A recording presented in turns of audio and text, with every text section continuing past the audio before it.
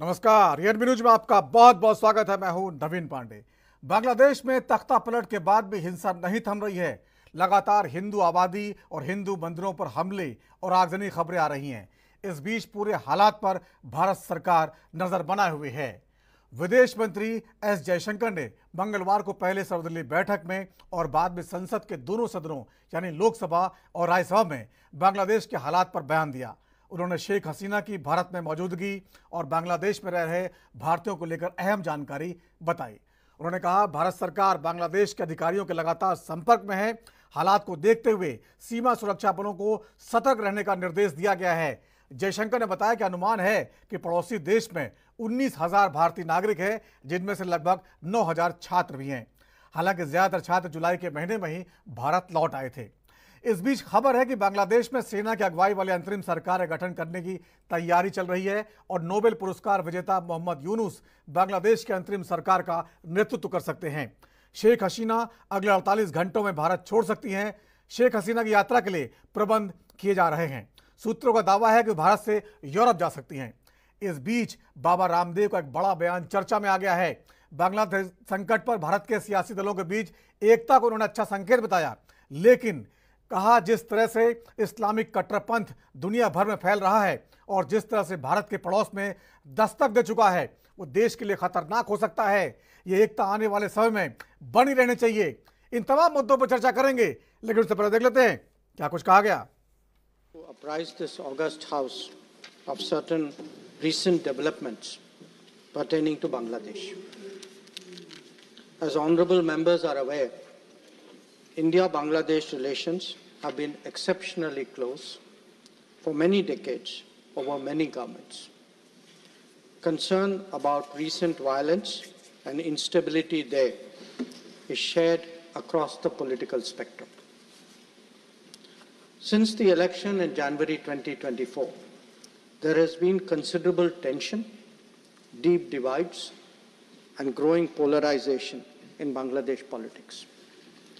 This underlying foundation aggravated a student agitation that started in June this year. There was growing violence, including attacks on public buildings and infrastructure, as well as traffic and rail obstruction. The violence continued through the month of July. Throughout this period, we repeatedly counseled restraint and urged that the situation be diffused through dialogue. Similar urgings were made to various political forces with whom we were in touch. देखिए, important है जो बैठक हुई है कल CCS की, क्योंकि जो बांग्लादेश में चल रहा है उसका प्रभाव देश में भी पड़ेगा। हमारा बॉर्डर नेशन है, हमारा बॉर्डर शेयर करते हैं। एक तरफ पाकिस्तान ऑलरेडी है, दूसरी तरफ बांग्लादेश में अगर अनारकी होती है तो ये देश के लिए ठीक नहीं है। तो सारी जो भारतवासी हैं जो वहाँ पर हैं, उनको कैसे वापस भारत लाया जाए, कैसे बॉर्डर पे कंट्रोल किया जाए कि जो वहाँ पर अनारकी चल रही है, it shouldn't spread to our part of the country. और एज अ सिचुएशन इवॉल्व्स, उम्मीद करते हैं कि वहाँ पे किसी तरीके की स्थिरता आएगी, क्योंकि ये अस्थिरता पूरे साउथ एशिया के लिए ठीक नहीं है और ख़ास करके भारत के लिए तो बिल्कुल ही ठीक नहीं है। जी, इसके साथ ही मैम याचिका को हाई कोर्ट ने खारिज कर दिया है, जिसके बाद बीजेपी केजरीवाल के इस्तीफे की मांग कर रही है। भारतीय जनता पार्टी कुछ भी मांग कर सकती है। भारतीय जनता पार्टी वो पार्टी है जो एजेंसीज का दुरुपयोग कर कर अब तक अरविंद केजरीवाल जी को जेल में बनाए रखा है। अब तक ईडी से उनको बेल मिल चुकी है, सीबीआई का बेल अभी बाकी है। जिस तरीके से रातों रात उनको अरेस्ट कर लिया ईडी से, जैसे ही उनको बेल मिली वैसे ही रातों रात सीबीआई ने आकर उनको अरेस्ट किया है। वो दिखाता है कि ये अरेस्ट जो है पॉलिटिकली मोटिवेटेड है, इसमें कोई तथ्य और सत्य नहीं है। ये दुर्भाग्यपूर्ण है कैसे एजेंसीज का दुरुपयोग हो रहा है, खास करके उन लोगों के खिलाफ जो नरेंद्र मोदी जी के खिलाफ जम के लड़ाई। बांग्लादेश की जो स्थिति है वो एक हम लोगों को पड़ोसी देश होने के नाते और कभी इसी देश से अलग हुआ एक देश, और वहाँ की स्थिति बहुत ही चिंताजनक है। लॉ एंड ऑर्डर कुछ नहीं है। जो दृश्य आ रहे हैं वो लोकतंत्र की धज्जियां उड़ चुकी हैं। वहाँ अराजकता ही अराजकता है, वहाँ के जो माइनॉरिटीज़ हैं वो बहुत संकट में हैं। वहाँ के माइनॉरिटीज़ के रूप में हिंदू हैं, सिख हैं, बौद्ध हैं, ईसाई हैं, जो पारसी हैं, ये सभी लोग बहुत ही तकलीफ में हैं। और हमें आज गनीमत ये है कि सदन में हमारे विदेश मंत्री जयशंकर जी ने पूरी रिपोर्ट रखी है। और मुझे एक बात का संतोष है कि विपक्ष ने इस पे जो एक सकारात्मक रुख रखा है कि हम पूरे इस ऐसे मुद्दों पे देश के साथ हैं, ये बहुत अच्छी बात हुई है। और दूसरी चीज़, हमारा विश्वास है कि ना सिर्फ नज़र रहेगी बल्कि ऐसे अवांछनीय तत्वों का क्या अंतर्राष्ट्रीय स्तर पे निदान हो सकता है, इसके लिए भी भारत आगे कदम उठाएगा। देश के जो डेवलपमेंट है वो चिंताजनक है। शेख हसीना और अवामी पार्टी का शेख मुजीब के समय से ही भारत से बहुत गहरा रिश्ता रहा है। हम वहाँ के लोकतंत्र के लिए और शेख हसीना के जीवन के लिए चिंतित हैं। दूसरा सवाल सर ये है कि जो अयोध्या वाली घटना है गैंगरेप की, उस पर अखिलेश यादव ने कहा है कि भाजपा जो है वो चुनाव से पहले साजिश रचना शुरू करना चाहती है। उनका मकसद है समाजवादियों को बदनाम करना और खासकर मुसलमानों को लेकर, क्योंकि उनकी सोच असंवैधानिक और लोकतांत्रिक है। जो दुर्घटना हुई है उसकी जितनी भी निंदा की जाए उतनी कम है, और किसी भी दल के नेता को घुमा फिरा करके भी उसका समर्थन करने का प्रयास नहीं करना चाहिए। इससे समाज के बड़े हिस्से की संवेदनाएं हिलती। एक और सवाल, अधिक सजा का प्रावधान होगा अगर बहकाकर, फुसलाकर, प्रलोभन दे करके कोई धर्म परिवर्तन किया जाता है तो उसके हम विरुद्ध हैं। लेकिन संविधान भारत के हर नागरिक को अपने अपने तरीके से धर्म चुनने की आज़ादी दे। जब राष्ट्रीय सुरक्षा का मसला होता है तो वो इस बात पे निर्भर नहीं कर सकता कि प्रधानमंत्री जी किस पार्टी से खुश हैं, किस पार्टी से नाराज हैं। राष्ट्रीय सुरक्षा के मसलों पे तो सबको लेके चलना होता है। तो एक राष्ट्रीय दल जिसके लोकसभा में 3 सांसद हैं, राज्यसभा में 10 सांसद हैं, उस पार्टी को सर्वदलीय बैठक में न बुलाना, मैं समझता हूं कि ये सरकार की अगंभीरता को भी दिखाता है और ओछी मानसिकता को भी दिखाता है। इतने छोटे मन से आप देश के मसलों का समाधान नहीं कर सकते। राष्ट्रीय सुरक्षा के मसलों पर आप कोई गंभीर फैसला नहीं ले सकते अगर आप देश के राष्ट्रीय दल को बैठक में ही नहीं बुलाएंगे, इसलिए कि आप उससे खुश हैं कि नाराज हैं। मैं समझता हूँ ये बिल्कुल सरकार की एक ओछी मानसिकता को प्रदर्शित करता है और उनकी अगंभीरता को प्रदर्शित करता है। हर डिक्टेटर का यही हाल होगा। उस मुल्क में बच्चों के साथ नाइंसाफी हो रही थी, और वैसे भी मुल्क में बहुत वक्त से बांग्लादेश में ये लग रहा था कि हालत ठीक नहीं है, हालत ठीक नहीं है, और वहाँ पे अनरेस्ट बहुत है। एक तो इकोनॉमी काफ़ी डाउन थी, इकोनॉमी के साथ साथ उनके अंदरूनी हालात भी ठीक नहीं थे, और मुझे दिखता है कि इसको आखिरकार बच्चों ने एक मुहिम चला दी जिससे कि कोई कंट्रोल नहीं कर सकता था, ना उनकी फौज कंट्रोल कर सकती थी, ना कोई कंट्रोल कर सकता था। इसलिए ये लेसन है न सिर्फ बांग्लादेश के लिए बल्कि हर एक डिक्टेटर के लिए, हमारे भी डिक्टेटर के लिए ये है कि जो लोग हैं वो सब्र कर सकते हैं, मगर एक वक्त आएगा जबकि वो सब्र का प्याला जो है वो।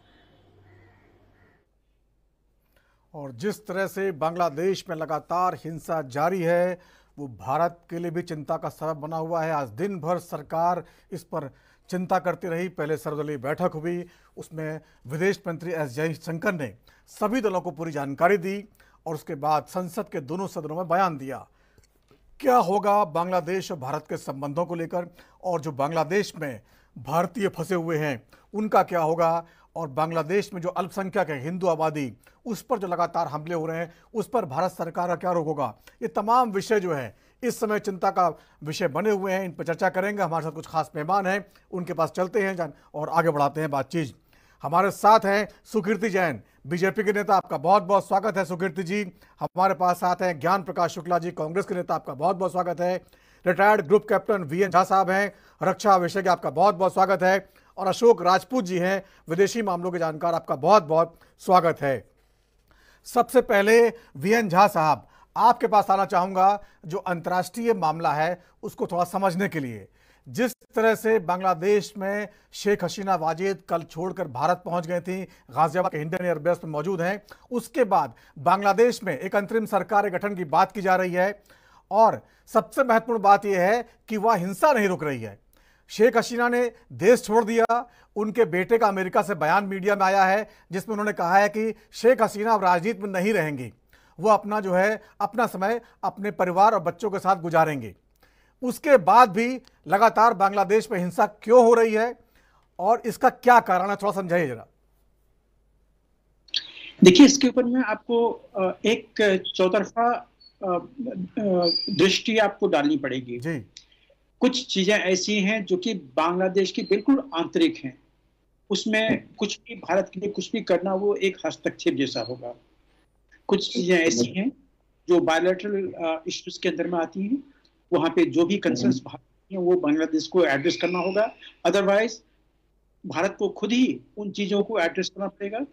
और तीसरी चीज ऐसी है जो कि हम काफी दशकों से चल रहे हैं, ये जो आप देख रहे हैं कि आपने तीसरा जो पॉइंट बताया था कंसर्न का, कि वहां पे जो हिंदू माइनॉरिटी हैं उनका क्या होगा। देखिए, पिछले 2-3 दिन में हम ऑलरेडी देख रहे हैं कि उनके घर जलाए जा रहे हैं, उनके मंदिरों को फूका जा रहा है, वो मंदिरों को वैंडलिज्म किया जा रहा है, ये हम देख रहे हैं और चुपचाप देख रहे हैं। अभी तक किसी भी एक लीडर का एक भी वक्तव्य नहीं आया हुआ कि हम क्या कर रहे हैं। आज जयशंकर जी ने बड़े चितले एक सरसरी तौर से उन्होंने कहा कि ज्यादा कंसर्न नहीं है, लेकिन क्या ये घर जलाना, उनको घर से निकाल के वो बेदखल कर देना, पूजा के स्थलों को इस तरह से वैंडलिज्म करना, ये क्या ये कंसर्न नहीं है? आज सच में कहिए, आज मुझे बाला साहब ठाकरे की कमी बहुत खल रही है। वही एक ऐसा आदमी था जो कि गरज सकता था। वो आज के दिन अगर होता तो वो ये जरूर कहता बांग्लादेश को कि अगर वहां पे एक भी हिंदू को कुछ एक बाल बाका किया गया तो यहाँ पे जो लोग होंगे बांग्लादेशी वो सुरक्षित नहीं होंगे। एक और चीज मैं बता दूं, हम लोगों की जो मेमोरी है ना बहुत शॉर्ट है। आज से सिर्फ 1 साल पहले जब दिल्ली के कुछ इलाकों में वो कुछ जो अवैध कंस्ट्रक्शन थे उसको गिराया जा रहा था, तो एक नैरेटिव बना दिया था कि मुसलमानों के घरों को गिराया जा रहा है या समथिंग गिराया जा रहा है। इस पे बांग्लादेश के इंटीरियर मिनिस्टर का एक बयान आया था कि अगर भारत में मुसलमानों के ऊपर में कुछ भी किसी भी तरह का अत्याचार होगा या उनको तंज किया जाएगा, तंगी की जाएगी, तो इसके रिपरकशंस बांग्लादेश में होंगे। वो क्या कहने की कोशिश कर रहे थे कि अगर यहाँ पे हम यहाँ पे जहाँ पे अतिक्रमण है, चाहे वो हिंदू हो या मुसलमान हो, that is not the issue. जो भी जिसने भी यहाँ पे कानून को उल्लंघन किया हुआ है, अगर वो मुसलमान किया हुआ तो उसका रिपरकशंस वहां पे वो हिंदू को देगा। और हम लोगों ने सुन लिया, हम लोगों ने कुछ नहीं कहा, विदेश मंत्रालय चुप रही इस पे। देखिए, आज के दिन हमको ये चीज समझ लेना चाहिए कि हिंदू पाकिस्तान में सेफ नहीं थे, हिंदुओं का टोटल नरसंहार कर दिया गया अफगानिस्तान में, सिख और हिंदुओं का आज के दिन में कोई नहीं है। यूएन और यूएन ह्यूमन राइट्स क्यों तक नहीं की। अब वही चीज बंगाल में ये बांग्लादेश में हो रहा है। तो ये हो क्या रहा है? और भारत सरकार ये हाथ पे हाथ रख के कैसे बैठ सकती है? क्योंकि ये हिंदू जो हैं ये भारत के थे, उनको हमने और गांधी जी ने, नेहरू जी ने, सबों ने ऑप्शन दिया था कि अगर आपको वहां पे प्रॉब्लम हो रही तो आप यहाँ पे आए, हमारे नागरिक बने। यहाँ पे नागरिक बनने के लिए जो हिंदू आए थे पाकिस्तान से, उनको आज तक नागरिकता नहीं दी गई है। और उसी गांधी जी की पार्टी और नेहरू जी की पार्टी कांग्रेस ने CAA को इंप्लीमेंट होने नहीं दिया। बिल्कुल। तो ये क्या मजाक चल रहा है? बिल्कुल, आपकी चिंता बहुत वाजिब है। अंदर में झांकना पड़ेगा। VN झा साहब, बहुत चिंता वाजिब है। सरकार को इसमें क्या कुछ करना चाहिए था। सुकीर्ति जैन साहब हमारे साथ हैं, उनसे जवाब देते हैं। सुकीर्ति जैन साहब, आपको लगता है सरकार जो है, जो हालात पर लगातार नजर बनाए रखे हुए है, विपक्षी नेताओं को भरोसे में ले रही है, लेकिन कहीं ना कहीं जो है, जो एक बेचैनी सी है कि इतनी बड़ी घटनाक्रम हो गया और सरकार कोई एक्टिव मूव नजर नहीं आया? मैं झा साहब के विचारों से पूर्णतः सहमत हूं। मैं आखिर भारतीय समाज का एक सक्रिय जोशीला नागरिक होने के नाते इस बात से गुस्सा तो आता है कि पूरे विश्व में, भारत के चारों तरफ बसे देशों में जब भारतीयों पर हमला होता है और हम उसको डिप्लोमेटिक वे में हैंडल करते हैं। बड़ी महत्वपूर्ण बात है कि पूरे विश्व का भारत, पूरे विश्व का हिंदू भारत की ओर आशा की निगाहों से देखता है, ये मेरी सुरक्षा करेगा। लेकिन जब सुरक्षा नहीं होती तो वो स्थानीय परिस्थितियों से समझौता कर लेता है। वही बांग्लादेश में, बांग्लादेश में जो हमारी परिस्थितियों से जो हमारी चर्चा हुई तो सहमे हुए थे, डरे हुए थे, और अपनी सुरक्षा के लिए वहां की सरकार से नहीं, अपनी कम्युनिटी के लोग और जो मुस्लिम उनके पड़ोसी थे उनके भरोसे थे। लेकिन उनको इस बात का इल्म नहीं था कि भारत की तरफ से यह आवाज आना चाहिए कि यदि भारतीयों को कोई हमला हुआ तो बांग्लादेश की सीमाएं भी सुरक्षित नहीं रहेंगी। ये जवाब जाना चाहिए था भारत की तरफ से। आज इस मामले को भारत के चारों तरफ के 5 देश, आप थोड़ा अंतरराष्ट्रीय राजनीति पर विचार करें, भारत के चारों तरफ के देश भारत को घेर रहे हैं। भारत शक्तिशाली बनने के लिए उभर रहा है। मीडिया के माध्यम से नरेंद्र मोदी जी विश्व के सर्वाधिक लोकप्रिय नेता बन रहे हैं। लेकिन जरा विचार तो करें, मालदीव हो गया, नेपाल हो गया, बांग्लादेश है, पाकिस्तान है, श्रीलंका है, ये हमारे मित्र राष्ट्र नहीं है, लेकिन राष्ट्र और बचे हैं। निश्चित रूप से हमारी सरकार को ऐसी स्थिति में आक्रामक रुख अपनाना चाहिए। उसका लाभ ये होगा कि आज सारे विपक्ष के लोग आज सरकार के साथ में खड़े हुए हैं।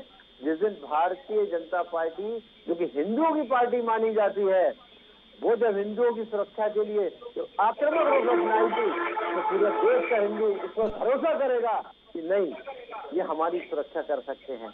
लेकिन जैसा झा साहब ने कहा, ये देखने में नहीं आ रहा है। ठीक है सुकीर्ति साहब, आपकी बताइए। कांग्रेस की आइडियोलॉजी डिफरेंट है।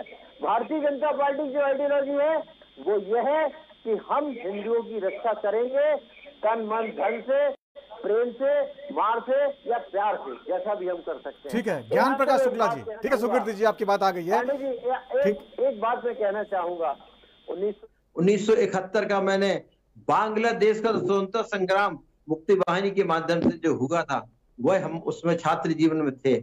उस समय जो भारत के लोगों ने बांग्लादेश को स्वतंत्र कराने में योगदान दिया था, निश्चित रूप से शेख मुजीबुर रहमान भारत के ऋणी हैं, निश्चित रूप से।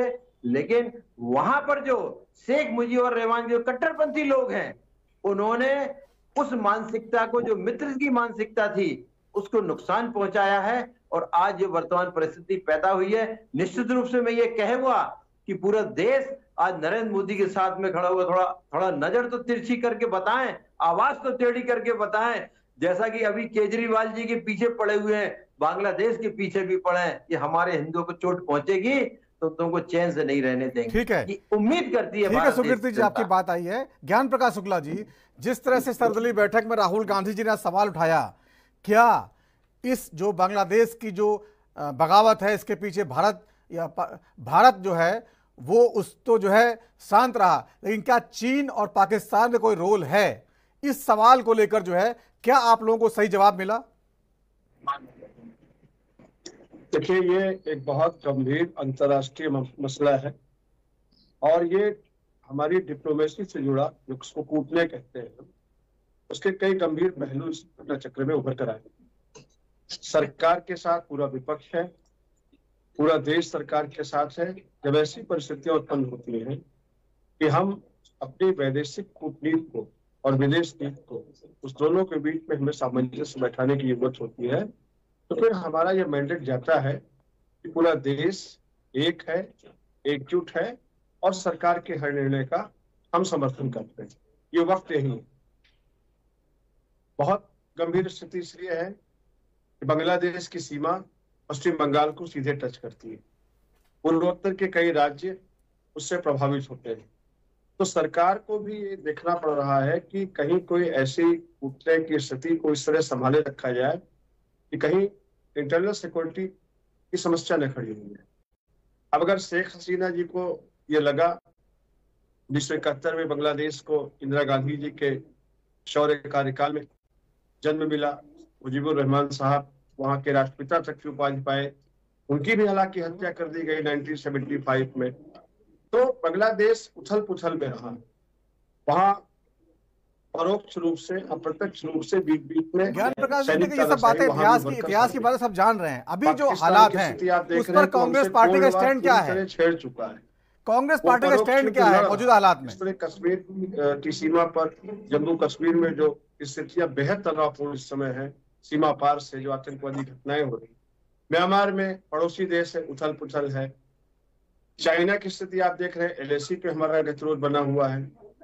तो हमें इस बात को भी ध्यान रखना होगा। राहुल गांधी जी ने अगर ये शंका उठाई है, आप इसे सवाल कह लें या राष्ट्रहित में उन्होंने शंका उठाई है कि कहीं ना कहीं से चीन इस स्थिति में अपने को खड़ा करने की फिराक में सदैव रहा है कि वो किस तरीके से भारत के कूटने को कमजोर कर सके, भारत की स्थिति को पाकिस्तान के सापेक्ष बांग्लादेश में, नेपाल में, भूटान में या अन्य देशों के सामने कमजोर कर सके। तो भारत सरकार को इस बात के लिए तो बेहद गंभीर रहना ही पड़ेगा कि कहीं बांग्लादेश का जो घटना चक्र हुआ है उसका नाजायज लाभ हमारा परंपरागत शत्रु चाइना ने उठाया।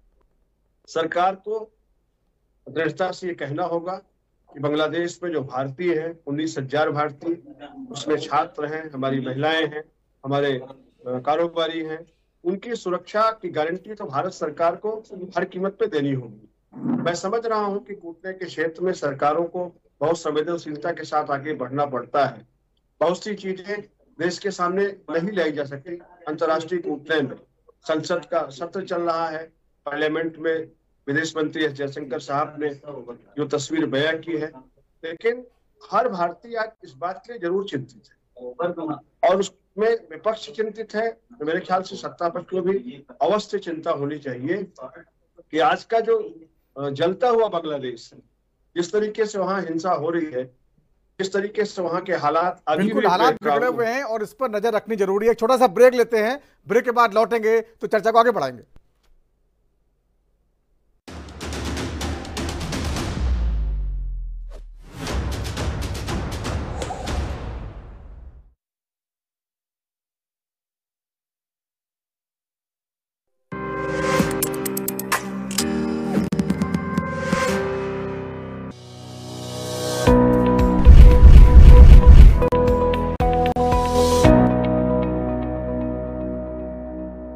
माता भूमि पुत्रो अहम पृथिव्यः, अर्थात ये भूमि हमारी माता है और हम सब इसके पुत्र हैं। इसी भाव का अनुकरणीय उदाहरण है एक पेड़ माँ के नाम अभियान।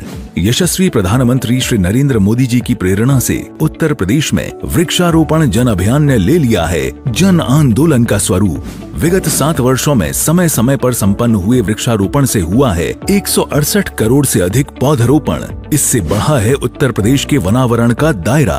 माननीय मुख्यमंत्री योगी आदित्यनाथ के परिवर्तनकारी नेतृत्व में पर्यावरण संरक्षण को मिली है नई दिशा। एक्सप्रेसवे, हाईवे के किनारे सर्विस लेन के साथ ही हरित पट्टी में लगाए गए हैं छायादार, फलदार, औषधीय एवं पर्यावरणीय महत्व वाले पौधे। आइए स्वच्छ एवं स्वस्थ पर्यावरण के लिए वृक्षारोपण जन अभियान 2024 में प्रतिभाग लेकर अपनी मां के नाम जरूर लगाएं एक पेड़। हम सब मिलकर करें ये काम, एक पेड़ लगाएं माँ के नाम।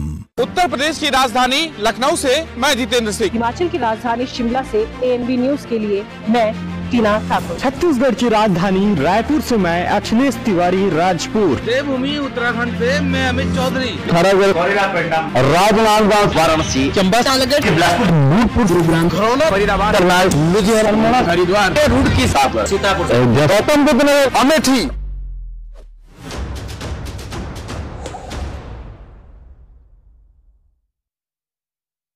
और ब्रेक के बाद राजधानी में एक बार फिर आपका स्वागत है। आज बात कर रहे हैं जिस तरह से बांग्लादेश के हालात लगातार बिगड़े हुए हैं और भारत पर उसका क्या असर पड़ रहा है।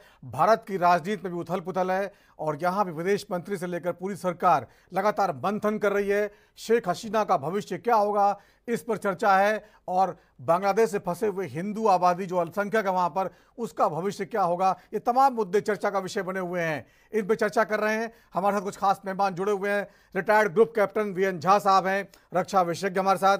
सुकीर्ति जैन जी हैं, नेता BJP के। ज्ञान प्रकाश शुक्ला हैं, नेता कांग्रेस के। अशोक राजपूत जी हैं, विदेशी मामलों के जानकार। अशोक जी, आपके पास आना चाहूँगा। सवाल का जवाब थोड़ा सा ये है कि क्या जो है मौजूदा हालात हैं उसको लेकर भारत सरकार का जो रुख है, क्या आपको लगता है वो बिल्कुल सटीक और संतुलित है? क्या जो है इसके इतर कुछ भूमिकाएं हैं जो हमने छोड़ दी हैं, कोई कमी पेशी रह गई है जिसका हमें नुकसान उठाना पड़ रहा है? देखिए, जो हम अभी जो दूसरे पैनलिस्ट को बहुत सारे लोग सुन रहे थे और बड़ी सबकी चिंताएं हैं, और चिंता भारतीय नागरिकों की भी है, भारत सरकार की भी है, भारत देश की भी है। और इसमें कोई शक नहीं है क्योंकि एशिया सब कॉन्टिनेंट के से संबंधित है विषय, तो महत्वपूर्ण तो है। और महत्वपूर्ण में ये है क्योंकि ये विषय थोड़ा सा दूसरी तरह से देखा जाना चाहिए। एक तो हमारे साथ इस देश के बहुत सारे इंटरेस्ट हैं, बहुत सारे मल्टी डायमेंशनल हैं, जो एक तरह से क्योंकि पाकिस्तान से हमारे संबंध दूसरी तरह से हैं, तो उस नाते इस सब कॉन्टिनेंट में बांग्लादेश से हमने संबंध बिल्कुल मित्र वाले रखने पड़ रहे हैं। जब मित्र वाले संबंध रखने पड़ रहे हैं तो उसमें हमारे बहुत सारे प्रोजेक्ट्स हैं, बहुत सारे हमारे कार्यक्रम हैं जो दोनों तरफ के लिए मददगार हैं। और उसके नाते हम बहुत सारी चीजों को जितना जैसे होता है कि युद्ध मोर्चा वाली स्थिति में हम उनके साथ नहीं जा सकते बांग्लादेश के साथ। लेकिन चिंता है जैसे जैसे अभी संसद में विदेश मंत्री जी ने जो वक्तव्य दिया है उसके हिसाब से, जो कैबिनेट को ब्रीफ किया है, कैबिनेट को NSA ने डोभाल ने ब्रीफ किया था, उस हिसाब से चीजें आगे बढ़ी हैं। लेकिन क्योंकि वहाँ की जनता अपने प्रधानमंत्री से नाराज थी, वो उनका इंडिविजुअल हुए। एक्चुअली ये विषय थोड़ा सा आंतरिक है, लेकिन आंतरिक विषय को इसे कॉम्प्लिकेट करने में भूमिका है दूसरे देशों की। उस भूमिका को अभी ये बांग्लादेश के भीतर से नहीं बात कही जा रही है। ये बात हम कह सकते हैं इतनी दूर बैठ करके कि क्या नाम, यह पूरी तरह से पाकिस्तान के ISI का है, क्योंकि भारत के साथ जो बांग्लादेश ने जो अपने क्या नाम है प्रोजेक्ट के हिसाब से, ग्रोथ के हिसाब से बहुत सारे विषयों में जो अपने आगे बढ़ाया है, उससे पाकिस्तान असहज हो रहा है। और असहज के रूप में ही उसने वो तरीका तो नहीं दिया, क्योंकि हमारे जो बॉर्डर्स हैं उस बॉर्डर में हमारा उनका उस तरह कहीं तनाव नहीं है, हमारे पाकिस्तान की तरह से उनकी कोई दुश्मनी नहीं है, हमारे कहीं कोई वो नहीं है, बहुत सारी चीजें नहीं है। तो उस नाते उन्होंने इसको उनकी सत्ता उनके ही सिस्टम के अंदर से एक जो एक सोशल इशूज है, उनका रिजर्वेशन का इशू, छोटा सा इशू था उसे, लेकिन ये इशू बन रहा था काफी महीनों से, काफी समय से था। उस इशू को उन्होंने ब्लो अप कर दिया और ब्लो अप करने के बाद स्थिति ये हुई कि जो एक मतलब वहाँ का यूनिवर्सिटी छात्र नेता आगे बढ़ जाए, फिर छात्र नेता के साथ साथ बढ़ते बढ़ते वो बात आ जाए वो सरकार उनसे बात करने तैयार रह जाए, फिर वो बात नहीं करने को तैयार हो, और बात नहीं करने के बाद भी वो सीधे सीधे कहे हम असहयोगी रखेंगे और हम आपके साथ करेंगे, क्या नाम है, जो सहयोग नहीं करेंगे, और प्रधानमंत्री का इस्तीफा मांग लेते हैं। अब कोई भी आंदोलनकारी सीधे सीधे मतलब जो अभी चयनित होकर के आए लोकतंत्र के तरीके से, हो सकता है उनके तो शिकायत हो, वो उनका आंतरिक मामला है। लेकिन क्योंकि हमारे देश के रूप में हमारे व्यवसाय के और हमारे नागरिकों के बहुत सारे इश्यूज हमारे उनके साथ जुड़े हुए हैं। अशोक राजपूत साहब, आप जो बता रहे हैं वो बता रहे हैं कि वहाँ के लोग जो है शेख हसीना से बहुत नाराज थे, इसलिए वहां पर यह होना ही था, उसको भड़काने में कुछ देशों की भूमिका रही। तो भारत क्या कर रहा था इतने समय से? क्या उसको पता नहीं था हम शेख हसीना के साथ खड़े हैं? अभी हाल ही में मोदी की शपथ ग्रहण में भी आई थी वो हमने कहीं ना कहीं उनको सचेत नहीं किया, हम नहीं बता पाए उनको कि देखिए आप मुसीबत में घिरने जा रही हैं, तो कहीं ना कहीं हमारी विफलता भी है ये। नहीं, बताया जरूर है, लेकिन आप बहुत सारी चीजों के बारे में ब्लैक एंड व्हाइट नहीं बता सकते। देखिए, जानकारी तो है और जानकारी रही होगी निश्चित रूप से, क्योंकि अभी भी यहाँ हमारे एयर चीफ मार्शल यहाँ से गए थे, उन्होंने बातचीत की। उसके बाद यहाँ से विदेश सचिव स्तर के अधिकारी गए थे, वो अभी पिछले 2-3 महीने में ही गए हैं।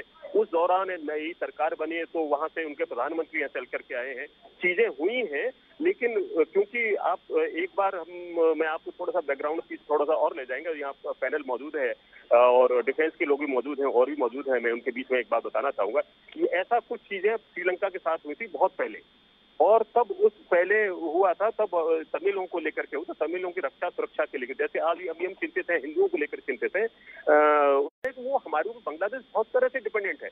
हम मेडिकली जो उनके जो वीजा बहुत सारे जगह हम देते हैं, हमने करीब 15-16 पॉइंट्स बना रखे हैं उनसे, उनको यहाँ आकर के इलाज वगैरह कराने के लिए होते हैं वो आश्रित में। लेकिन अब अंदर ऐसी अस्थिरता की स्थिति हो चुकी है कि लोग जैसे कि श्रीलंका में लोग जाकर के राष्ट्रपति भवन में घुस गए थे, तो यहाँ भी लोग हैं अब। लेकिन उसके पीछे फंडामेंटलिस्ट भी हैं, उनको आप इनकार नहीं कर सकते ना।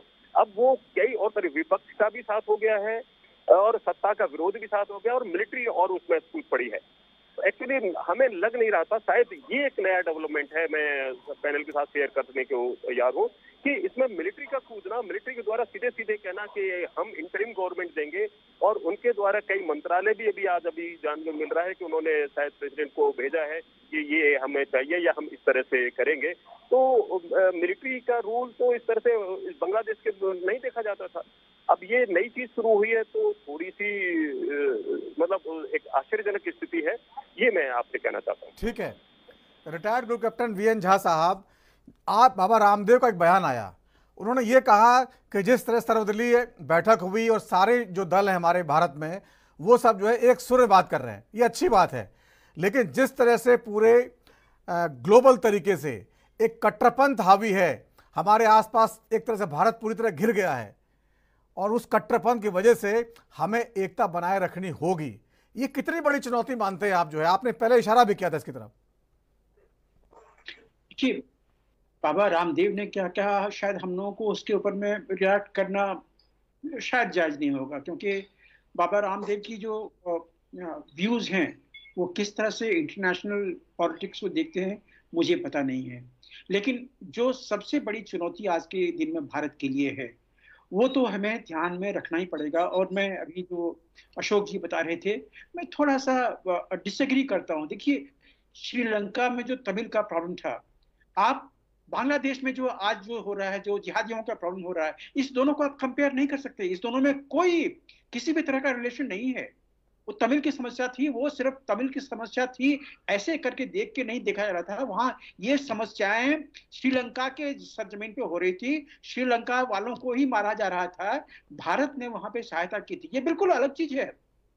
और देखिए यहाँ पे हो क्या रहा है, हम लोगों ने बहुत सारे वो बीटिंग अराउंड द बुश कर लिए, हमने इधर उधर की बातें कर ली। देखिए, जब ये मूवमेंट शुरू हुआ था, इस्लामी छात्र शिविर जो है वो उन्होंने पकड़ा था, ये छात्रों का आंदोलन शुरू हुआ था रिजर्वेशन से। उसके बाद जब सुप्रीम कोर्ट का ऑर्डर आ गया तो मामला शांत हो जाना चाहिए था और छात्र शांत भी हो गए थे। लेकिन अगले ही दिन किसने उस आग में घी डाला? आप याद रखिए, खालिदा जिया विंग्स में, चाहे वो अरेस्ट हुई वहां पे रख रही हैं, लेकिन उनकी पार्टी के जो कार्यकर्ता हैं वो यहाँ पे एक्टिव हैं। और खालिदा जिया के साथ में 2 जिहादी संगठन बिल्कुल सीधे सीधे जुड़ी हैं। वो है हरकतुल जिहाद उल इस्लामी बांग्लादेश, जिसको हम लोग हुज़बी कहते हैं, और दूसरा है जमात उल मुजाहिदीन बांग्लादेश, JMB। ये दोनों साथ साथ बिल्कुल स्पष्ट रूप से खालिदा जिया के BNP के साथ में जुड़ी हैं। तो जब वो सुप्रीम कोर्ट का जब वर्डिक्ट आया था, उसके बाद जब मामला शांत हुआ तो इन दोनों ने वहां पे पकड़ी। साथ ही पाकिस्तान के ISI ने सोचा कि मामला तो शांत हो गया। पाकिस्तानी ISI के पास में 2 तंत्र हैं, एक तो उन्होंने लगभग 4000 के आसपास के जो जिहादी थे अफगानिस्तान के, उनको बांग्लादेश में भेजा हुआ है। और इनका अल कायदा का भी एक विंग है जो बांग्लादेश से ऑपरेट कर रहा है।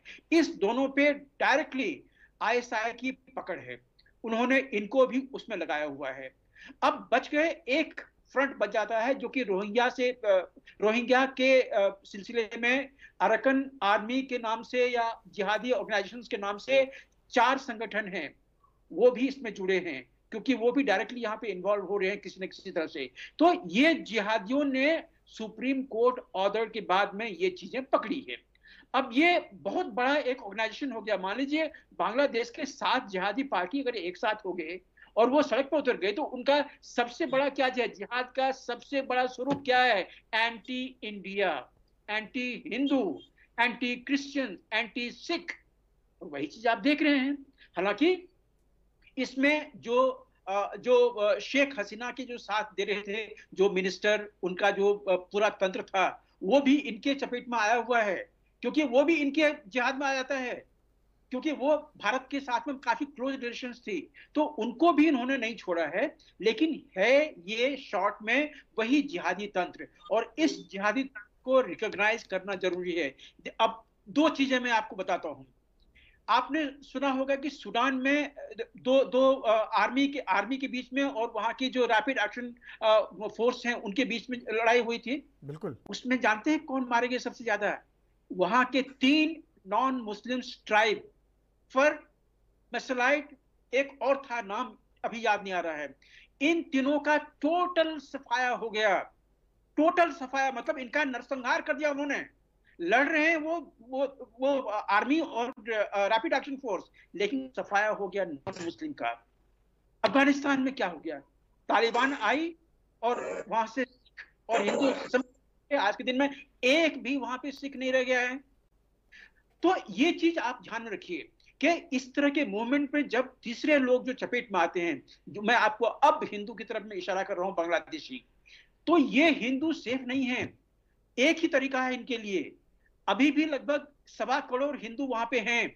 ये एक मुट्ठी बने, और जिस दिन ये मुट्ठी बन के एक दूसरे का साथ देने के लिए खड़ा रहेंगे, तो वहां के जिहादी ऑर्गेनाइजेशंस भी इनको टच नहीं कर पाएंगे। यही एक अभी रास्ता है उनके लिए, उनको बचने के लिए। नहीं तो अगर जैसे भारत में सबों ने हमें डिवाइड करके रखा है और डिवाइड करते जा रहे हैं, अगर इस तरह से हालत रही वहां के बांग्लादेशी हिंदुओं को, तो उनका सफाया हो जाएगा। आज के दिन में वो 9.5% या 9.8% है। आने वाले महीनों में आप सुनिएगा कि वो 4%, 3% रह गए हैं। जैसा पाकिस्तान में हुआ, जो कि हम पाकिस्तान में देख रहे हैं, जैसा पाकिस्तान में देखा। ठीक है, ज्ञान प्रकाश शुक्ला जी, आपने सुना होगा वीएन झा साहब ने बहुत महीन तरीके से एक बहुत बड़ी समस्या की तरफ इशारा किया है। ऐसा ही कुछ एक आपके एक सहयोगी संगठन है शिवसेना के, उनके संजय राउत उनके प्रवक्ता हैं, उन्होंने एक बयान दिया कि जो भी तानाशाही करेगा दुनिया में उसका हश्र ऐसा ही होगा।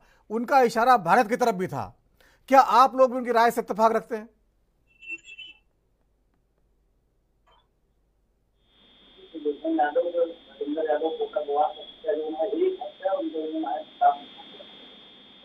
ज्ञान प्रकाश शुक्ला जी, आपको आवाज आ रही है? लगता है ज्ञान प्रकाश शुक्ला जी तक आवाज नहीं पहुंची है। सुकीर्ति जैन साहब, कहीं न कहीं दबे सुर में यह आवाज आ रही है कि बांग्लादेश संकट से भारत को सबक लेना चाहिए। सबक हर आदमी का अलग अलग है।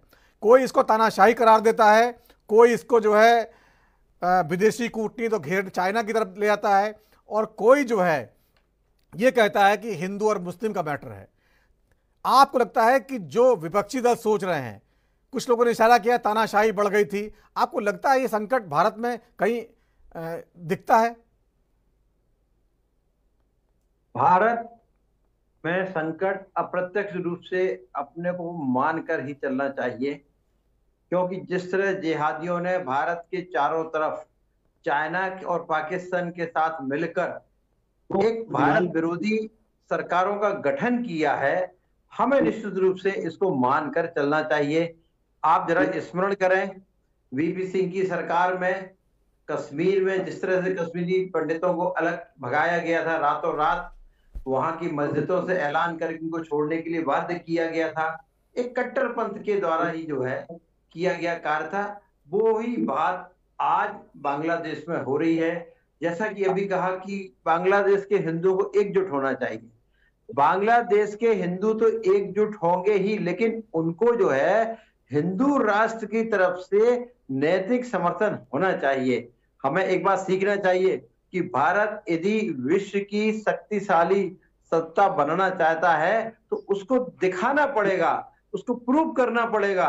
आज ये बांग्लादेश में इस आवाज की जरूरत है कि चूंकि हमारी ये बॉर्डर स्टेट है, 4000 किलोमीटर की हमारी बॉर्डर पाकिस्तान से लगती है। भारत एक आह्वान करे और 10 किलोमीटर अंदर भी यदि वहां घुस जाता है कि हमारे हिंदू भाइयों पर हमला हो रहा है तो 40,000 किलोमीटर जमीन हमारे हाथ में आएगी।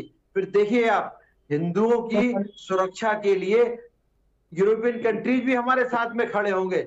आवाज तो वहां के हिंदू अपनी आत्मरक्षा के लिए उठाएगा, लेकिन उसके लिए हमारे यहाँ से सपोर्ट चाहिए। हालांकि वर्तमान समय में हमारी सरकार का प्रथम दायित्व है कि शेख हसीना को सुरक्षित ऐसे देश में भेज देना चाहिए जहां पर कि उसको राजनीतिक संरक्षण मिल सके, लेकिन ये 1-2 दिन में ये कार्य संपन्न हो जाएगा। यदि उसके उपरांत हमें सरकार को इस बात की रणनीति बनाना चाहिए कि हमें अपनी सुपरमेसी सिद्ध करने के लिए विश्व में कोई ना कोई ऐसा कदम उठाएं, और ये कदम बांग्लादेश में क्यों ना हो। जैसे इंदिरा गांधी जी ने पहले पाकिस्तान को कमजोर करने के लिए पूर्वी पाकिस्तान से को स्वतंत्र करा दिया था। आज वो जो है, वो जो हमारी सुरक्षा के लिए खतरा बन रहा था, चाइना और पाकिस्तान अपने उस घटना का बदला लेने के लिए हमारे चारों तरफ के देशों को हमारे खिलाफ कर रहा है। हमें भी इस मामले में एक रणनीति बनाना चाहिए, क्योंकि देश सर्वोपरि है। देश रहेगा, हम रहेंगे, हमारी पहचान रहेगी। इसलिए देश को मजबूत करने के लिए आसपास के जितने भी राष्ट्र और राज्य हैं वहां पर हमारी कड़ी निगाह हो, वहां पर जो शासक दल है उनसे अपने संबंध मजबूत और अच्छे और उनको सुरक्षात्मक भी होना चाहिए, क्योंकि कहीं ना कहीं भावनात्मक जुड़ाव जरूरी है। आज जैसे जिस तरह मालदीव वाला घटना हुआ, हमारी जरा सी चूक से चाइना को वहां मौका मिल गया। इस तरह की बात भारत की सुरक्षा के लिए अनुकूल नहीं है। ये निश्चित रूप से हम किसी भी दल के व्यक्ति हों, लेकिन सबसे पहले हम भारतीय हैं। शेख हसीना को यथोचित राष्ट्र में पहुंच जाएंगी आज या कल में, लेकिन भारत को इस बारे में विचार करना चाहिए। पूरा देश, पूरी विपक्ष नरेंद्र मोदी जी के साथ खड़ा है, और ये उनसे उम्मीद की जा सकती है क्योंकि उनका व्यक्तित्व ही ऐसा है। उनका व्यक्तित्व ऐसा है कि वो हमेशा फोर फ्रंट पर आकर लड़ाई लड़ते हैं, और ये जो है अंतर्राष्ट्रीय स्तर पर इस वाले मामले पे बनाने के लिए इस वाले मामले पर मोदी जी की छवि दिखाई नहीं दी, जैसी मोदी जी की छवि आप बता रहे हैं और जैसे अंतर्राष्ट्रीय फलक पे है। इस वाले मैटर में जो भारत के इतने करीब जो देश है, जो इतने करीब जो नेता है, अभी कुछ दिन पहले यहाँ पर 2 महीने पहले ही भारत में थी, वो जो है सारे सभी दलों से मिली थी, सोनिया गांधी से मिली थी, वहां पर भारत वो चीज दिखा नहीं पाया। ये कहीं ना कहीं बेचैनी है। ये सवाल पांडे जी, मैं एक निवेदन करना चाहूंगा। अंतर्राष्ट्रीय स्तर पर एक घटना किसी भी राष्ट्र की होती है तो जो उसका मित्र राष्ट्र होता है उसको सुरक्षा देने के साथ में अंतर्राष्ट्रीय स्तर पर भी उसको समर्थन मिलना चाहिए। ऐसा नहीं है मोदी जी का जैसा व्यक्तित्व है वो शांत नहीं बैठे होंगे, आपको अपने को दिख नहीं रहा होगा। निश्चित रूप से अंतर्राष्ट्रीय अन्य राष्ट्र हैं, उनसे बांग्लादेश की घटना में समर्थन जुटाने के लिए कोशिश कर रहे होंगे, उसमें कहीं कोई कमी नहीं होगी। और आने वाले समय में ये प्रत्यक्ष दिखेगा कि इस पूरा विश्व समुदाय बांग्लादेश में जो तख्ता पलट हुआ है तो खालिदा के साथ में खड़ा होगा। जो कट्टरपंथी वहां पर जो दंगा फैला रहे हैं, देखिए यदि वहां पर राजनीतिक अनरेस्ट होता तो आप ये कह सकते हैं कि खालिदा के छोड़ने वाला शांत हो जाना चाहिए, क्योंकि राजनीतिक अनरेस्ट नहीं है वो। वहां पर हिंदुओं पे हमले हो रहे हैं, वहां पर जो है किसी भी तरह से भारत विरोधी वातावरण बनाया जा रहा है, तो वहां पर सत्ता परिवर्तन के साथ में भारत के खिलाफ जो षड्यंत्र चल रहा है उस षड्यंत्र के हुई हमें जानना चाहिए। और उस षड्यंत्र से लड़ने के लिए मोदी जी के स्तर पर जो कूटनीतिक प्रयास हो रहे हैं, निश्चित रूप से आज नहीं कल पूरा देश देखेगा, और मोदी जी की द्वारा जो कदम उठाया जाएगा उससे भारत की साख और ताकत दोनों विश्व में बढ़ेगी। ठीक है, ज्ञान प्रकाश शुक्ला जी आपको आवाज आ रही है? ज्ञान प्रकाश शुक्ला इलाहाबाद में पहुंचा। अशोक राजपूत जी, एक बार फिर आपका बताना चाहूंगा, जिस तरह से अभी सुकीर्ति जैन साहब ने सवाल उठाया कि मोदी सरकार कुछ ना कुछ कर रही होगी, बैक फ्रंट पे सारी बातें बताई नहीं जाती हैं, आपको लगता है शेख हसीना का चैप्टर तो खत्म हो गया? जिस तरह से उनके बेटे का बयान आया कि अब वो इस उम्र में जो है अब राजनीति में नहीं लौटेंगी और जो अपने बच्चों के साथ जो है समय गुजारेंगे, तो अब शेख हसीना को जहां भी जाना है वो जाएंगी और उनका सुरक्षित जो है ये भारत की जिम्मेदारी पहुंचाना। उसके बाद बांग्लादेश में हमारे जो हित हैं वो प्रोटेक्ट करने के लिए अब सरकार को क्या कदम उठाने चाहिए? देखिए, ऐसा है कि सरकार को, मैंने पहले भी कहा कि हर पहलू पर दृष्टिगत रहना पड़ता है। शेख हसीना जी के साथ भारत के जो अच्छे संबंध रहे वो पूरी दुनिया जानती है, और हमारी ये कुशल कूटनीति भी थी कि हम पड़ोसी होने के नाते बांग्लादेश को अपने विश्वास में रखे और बांग्लादेश से हम हमारे विश्वास को भी कायम रखा अब तक। लेकिन जैसी वहां स्थिति बन रही है, जिस तरीके से वहां पे कट्टरपंथी राजनीति हावी होने का संकेत मिल रहा है, और ये दुर्भाग्य है, चाहे वो बांग्लादेश हो चाहे वो पाकिस्तान हो, इन दोनों देशों के यहाँ पर लोकतंत्र की चुनी हुई सरकार कहीं न कहीं से उखाड़ चुकी है। उसके पीछे कहीं न कहीं से आर्मी इन देशों की प्रत्यक्ष अप्रत्यक्ष भूमिका में दिखलाई पड़ जाती है। तो अब भारत के लिए सबसे बड़ा पहलू ये है कि वो इस तरीके से शेख हसीना जी ने भारत की संवेदनशीलता पर, भारत के सेकुलरिज्म पर, भारत के महान लोकतंत्र पर विश्वास किया। कई इस्लामिक राष्ट्र थे, लेकिन उनको लगा कि भारत में उनके पड़ोसी मित्रवत संबंध जो रहे राष्ट्र अध्यक्षों के रूप में, भारत उनके लिए ज्यादा सुरक्षित जगह सबसे पहले लगा। वो तो समय, ज्ञान प्रकाश, तो समय भी नहीं था उतना उनके पास दूर जाने का, क्योंकि 45 मिनट का अल्टीमेटम दिया गया था और जो भी वो कर सकते थे वो किया गया। खैर, मेरा सवाल दूसरा है। अशोक राजपूत साहब, आखिरी कमेंट, समय कम बचा है, क्या भारत इस पूरे मामले पे सही तरह से जा रहा है, सही रुख है? शेख हसीना का चैप्टर खत्म मानिए, अब जो आगे की रणनीति होगी वो बिल्कुल सही तरीके से चल रहा है आपके हिसाब से? देखिए, भारत को तो अब, क्योंकि जब जो नेतृत्व थे वो उनको बाहर सत्ता से बाहर आ जाना पड़ा, तो अब जब नई सत्ता के रूप में नया फॉर्मेशन आएगा, उसके साथ भारत को अपने जो हिंदू हैं, हिंदू समुदाय के लोग, उनके साथ अपने बायलैटरल, अपने द्विपक्षीय संबंध, अपने व्यावसायिक और बहुत तरह के जो डिप्लोमेटिक हैं, बहुत सारे हितों को ध्यान रखना पड़ेगा, और उस ध्यान रखने के चक्कर में थोड़ा धैर्य रखना पड़ेगा। वो हमारे जो बांग्लादेश के साथ जो फसल ऐसी नहीं हो सकती है जो मिलिट्री के रूप में या हम किसी तरह से उनका कूद पड़े, उनके आंगन में जाके कूद पड़े, ऐसी कोई स्थिति नहीं है। हमें थोड़ा धैर्य से करना पड़ेगा। देखिए, एक चीज और हो चुकी है, इसी क्या नाम, अफगानिस्तान में चीजें हुई थी, अफगानिस्तान में भी इसी तरह से हुई जो बांग्लादेश में अब हो रही है। वहां भी तालिबानों के स्ट्रेट मूवमेंट के माध्यम से चीजें शुरू की गई थी। एक्चुअली इस एरिया को पाकिस्तान या दूसरे और लोग जो इस्लामिक कंट्रीज हैं वो इस एरिया को डेवलप करना चाहते हैं। जो इस्लामिक कंट्रीज के रूप में उनके ISIS भी अपनी एक्टिव है, बहुत सारी एजेंसी उनकी जो जिनको के बाद में वो जिहाद को पसंद करते हैं, उनको पसंद करते हैं, तो वो सब कर रहे हैं। इतनी सब स्थितियों के बीच में भी एक डेमोक्रेटिक कंट्री बना हुआ है, क्योंकि मैंने उस समय भी कहा था कि मिलिट्री का कूद जाना था, मिलिट्री के बीच में आ जाने से थोड़ी चीजें दूसरी हुई है, क्योंकि मिलिट्री समय कम है। समय कम। अशोक राजपूत जी, एक अंतिम कमेंट, VN झा साहब, 30 सेकंड में। हाँ, धन्यवाद, 1 मिनट दीजिएगा जी। देखिए, जैसे सवाल उठाया गया था कि जो मोदी जी हैं वो हिंदू के लिए सब कुछ कर रहे हैं, मुझे नहीं लगता। वो राष्ट्र के लिए सब कुछ कर रहे हैं, और राष्ट्र सबको कोई है, सिर्फ हिंदू नहीं है, मुसलमान भी हैं, जैन भी हैं, सिख हैं, ईसाई हैं, सब हैं। लेकिन बड़ी बात यह है, क्या नरेंद्र मोदी ने हिंदू के जो जिनोसाइड्स चल रहे हैं इसके लिए अंतरराष्ट्रीय कोई पहल अभी तक की है? मैं एग्जाम्पल देता हूं।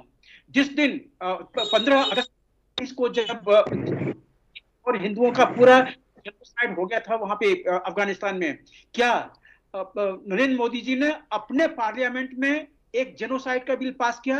क्या नरेंद्र मोदी जी ने ह्यूमन राइट्स के फोरम पे इस चीज को इशू किया कि एक अंतरराष्ट्रीय फोरम भेजा जाए वहां पे इन्वेस्टिगेशन के लिए? यही चीज जो पाकिस्तान में हो रहा है, पाकिस्तान में हिंदू 18% से आज 1% से कम है। ये हिंदू सब गए कहां? अभी तक किसी ने भी इसके लिए अंतरराष्ट्रीय इन्वेस्टिगेशन के लिए पहल नहीं की है। और यही चीज कह रहा हूं, बिल्कुल आपकी चिंता जायज है वीएन झाब साहब। जिस तरह से पूरे देश में, पूरी दुनिया में जो है हिंदुओं पर अत्याचार हो रहा है, और कहीं ना कहीं ये बात उठनी चाहिए थी। और बहुत बहुत धन्यवाद चर्चा में शामिल होने के लिए आशा मेहमानों का। तो राजधर्म आज इतना ही, वक्त थोड़े से ब्रेक का है। ब्रेक के बाद भी खबरों का सिलसिला जारी रहेगा। नमस्कार।